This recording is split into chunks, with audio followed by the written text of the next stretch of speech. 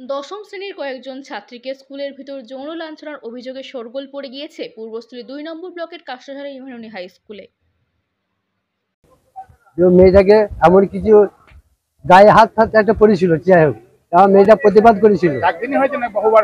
10 মাস থেকে চলছে কেসটা, ঠিক আছে? 10 মাস থেকে, আজ নতুন নয়, 10 মাস থেকে চলছে।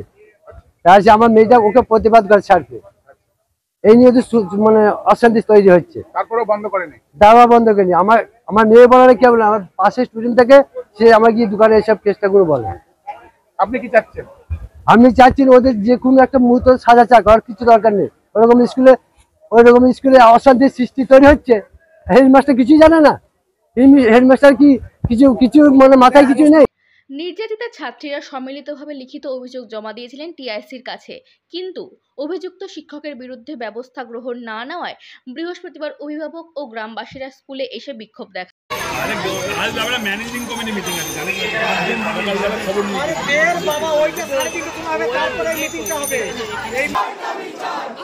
দীর্ঘদিন বলার পরও কেন শুনল না, তার আজকে কৈফিয়ত দাবি করছে, দাবি চাই।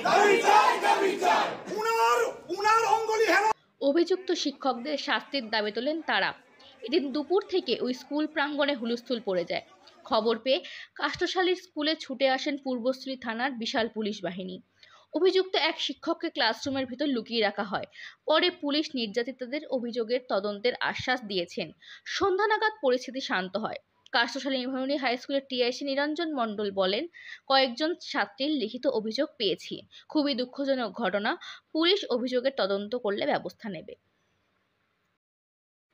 এক নির্যাতিতা ছাত্রীর বাবা এদিন জানান, গত 10 মাস ধরে স্কুলে এই কাণ্ড চলছে।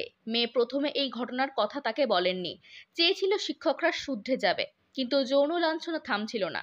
টিআইসিকে বহুবার জানানো হয়েছে, কিন্তু উনি কোনো ব্যবস্থা নেননি। গতকাল তারা অভিযোগের বিষয়টি জানতে পারেন। ওরা ঠিক কাজ করেছে। আমরা চাই তদন্ত করে দোষী শিক্ষকদের বিরুদ্ধে ব্যবস্থা নেওয়া হোক।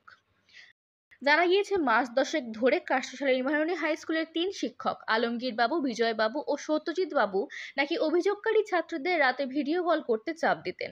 ব্যাটটাজের পাশাপাশি তাদের সঙ্গে অবৈধ সম্পর্ক স্থাপনের চেষ্টা করেছিলেন বলে নির্যাতিতদের অভিযোগ। প্রথমে তারা বিষয়টি চেপে যাওয়ার চেষ্টা করেছিলেন, কিন্তু নিয়মিত যৌন লাঞ্ছনা বন্ধ না করায় তাদের ধৈর্যের বাঁধ ভাঙে। এরপরই বুধবার ওই ছাত্রীরা অন্য সহপাঠীদের নিয়ে এসে স্কুলের টিআইসির কাছে লিখিত অভিযোগ জমা দেয়। যদিও অভিযুক্ত এক শিক্ষক বিজয়বাবু বলেন, ছাত্রীদের আনা অভিযোগ সত্য নয়, ভুল বোঝাবুঝি হয়েছে। অন্যদিকে এদিন আলমগীর বাবু ও সত্যজিৎ বাবু স্কুলে না আসায় এ বিষয়ে তাদের বক্তব্য জানা যায়নি। নিচে গিয়ে আমাকে টিআইসি আরো আরো সবাই ছিল, স্টুডেন্টরা ছিল, তারা বর্তমানে মাধ্যমিক পরীক্ষা দিল। তো তারা হচ্ছে তাদের যে দরখাস্তটা দেখলাম, সেখানে দেখলাম যে দুজনের নাম আছে, আলমগীর আর হচ্ছে সত্যজিৎ, এদের নাম আছে। এবার সেক্ষেত্রে যেটা আমারও নাম আছে, ওদের সাথে দেখলাম যে ওখানে লেখা রয়েছে যে ভিডিও কল এবং ওরা মেসেজ করে। তো আমি তো কারোর সাথে এরকমভাবে কোনোদিন কল বা মেসেজ কথা বলি না। সেক্ষেত্রে আমি তখন শুনতে চাইলাম। তো ওরা বললো যে স্যার আমি সেটা বলতে পারছি না যে কেন নামটা লিখেছে।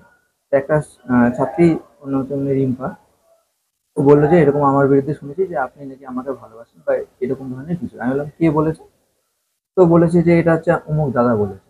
আমি সেই দাদার সাথে কথা বলেছি, ওদের সাথে যে যে ওদের যে প্রাইভেট টিউটর অনিশ, ও আমার ছাত্র।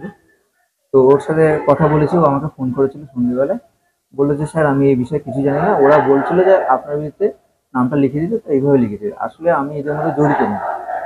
এবার জানি না কেন এইভাবে ওরা নামটা এইভাবে করেছে, কারণ এসএমএস বা না, আমি ওদের বলেছি যে আমাকে যদি মনে হয় যে আমি তোকে এই ধরনের কথা বলি, তাহলে পরে তুই আমার বিরুদ্ধে কোনো প্রমাণ দেখা।